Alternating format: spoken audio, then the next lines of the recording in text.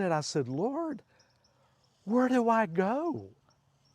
Literally, I was like, which place do I go to today? And I just felt like God gently whispered to me, Jimmy, would you just make a decision?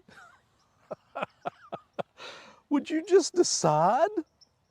And it kind of startled me because, I want to do God's will, right?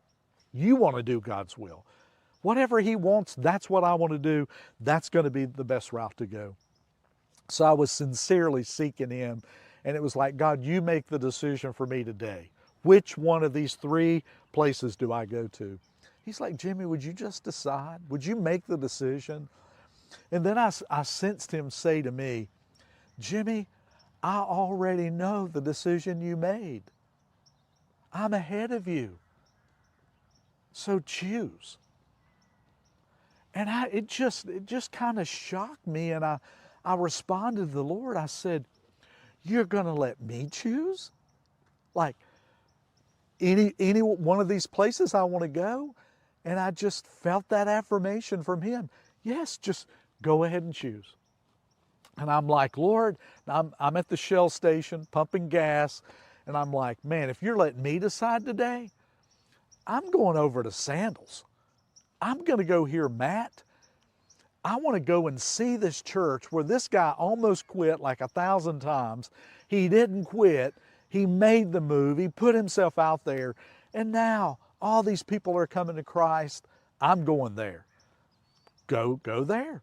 I got in the car. It was an hour drive, over to Riverside. And it's so cool. The way God works, He does it with the least likely people. He does it in the most unlikely places. And I drove over to Riverside, and we're in this looks like an industrial area, not the place you'd really think to put, a mega church.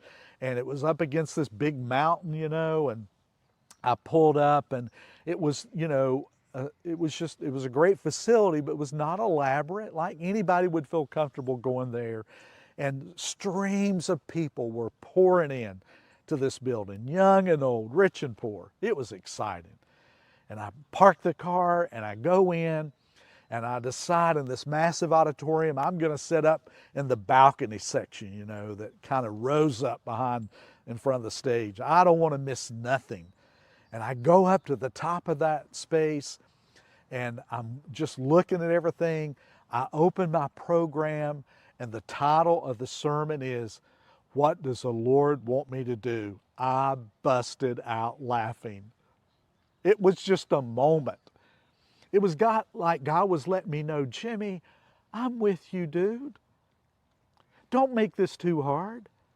There's some things that we just need to do. Like God doesn't have to tell us to get up and put our shoes on, right? Comb our hair, take a bath. In fact, Jesus taught us in Matthew 6, I think it is, when He talked about He doesn't want us to worry. He wasn't talking about the word for worry that, basically, hey, do the basic things, go out and apply for a job, or, you need to eat, or you need to stay hydrated and things like that. There are things that we ought to do. He's given us a brain. The worry Jesus is talking about in Matthew 6 is the paralyzing, turn your guts inside out kind of worry that just paralyzes you. That's what we're talking about here. That kind of worry, that kind of anxiety, when everything is broken around you and you want to give up. You don't want to take another step. Listen, there's a time for grief. God made us to grieve. Did you know He made us to cry? Did you know He gave us the ability to laugh? Did you know that the Bible is full of humor and laugh lines? Listen, do you think God has a sense of humor? Yes, He made us with that. I love humor, right? But there's a time to laugh. There's a time to grieve. Listen, there's a time to get up and make a move and move forward and do what God's called you to do.